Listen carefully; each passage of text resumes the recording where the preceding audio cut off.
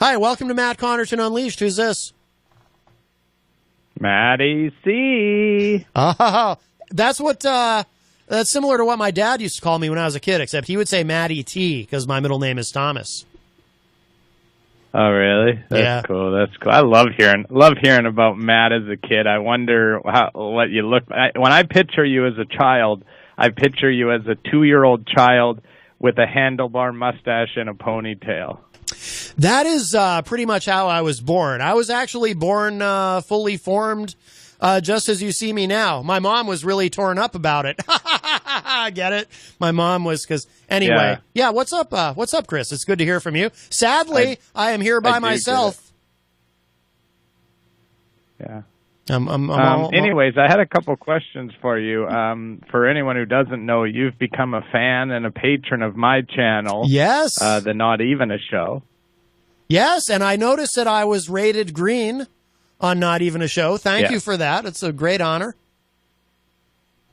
Can I tell you something, Matt? The main reason why I implemented that rating system was because people were... I got a lot of new viewers to my program recently, and some of them were confused and just assuming that all of the shows were nasty right-wing people, and they were asking, "What's wrong with Matt Connarton? Why are you?" And so I thought it's not fair to you guys to lump you in with all of the nasty hosts.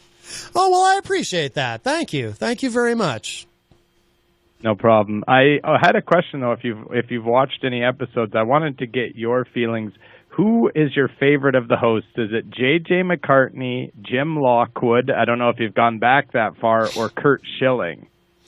Oh, well, they're all... Curt Schilling strikes me as particularly despicable, although he is, the Boston Red Sox, of course, are a big sports team here, and he's, that's what he's known for, although I'm not a baseball guy. But that's what he's known for originally. Jim Lockwood is interesting because I saw a clip of him waving a gun around on his show. That was fascinating. J.J.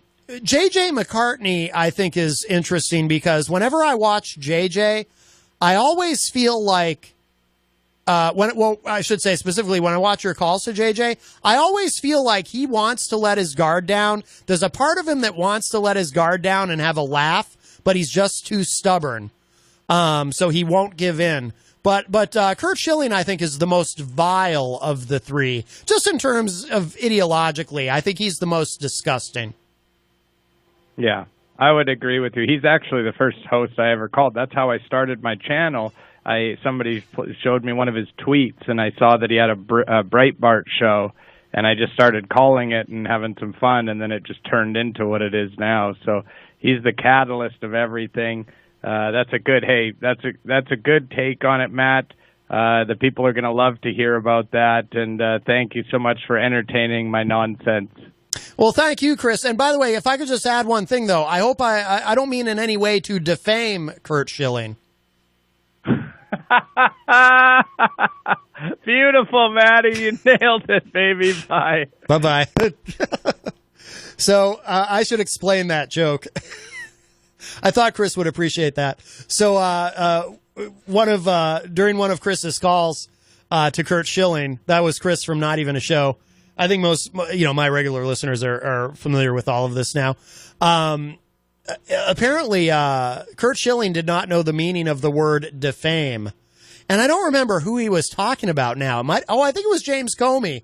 Something about James Comey. And I guess Curt Schilling thought that defame meant to take someone's fame away from them somehow or something. Because he said something about, well, how can you defame Jim Comey if he wasn't that famous to begin with or something? It was just weird. And I think Schilling tried to later spin it like he actually did know the meaning, but he was making a joke or something. But it was clear that he actually didn't know the meaning of the word defame.